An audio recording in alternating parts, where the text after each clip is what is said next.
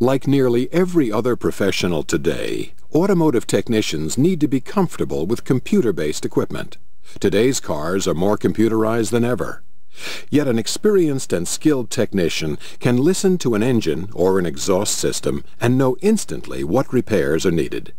Major car makers and their dealers sponsor 2-year associate degree programs at more than 100 community colleges across the country. High schools and trade schools have programs as well. Certainly, the better educated you are, the better the opportunities for employment. But you'll learn most of what you need to know on the job, working under an experienced mechanic.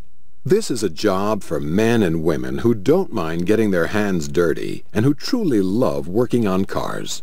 Experienced technicians can work anywhere in the country, and if you have an interest in business ownership, you could end up owning your own highly profitable garage or gas station. The key thing to remember is this: customers don't keep coming back to a technician because of the degrees and program certificates displayed on the wall.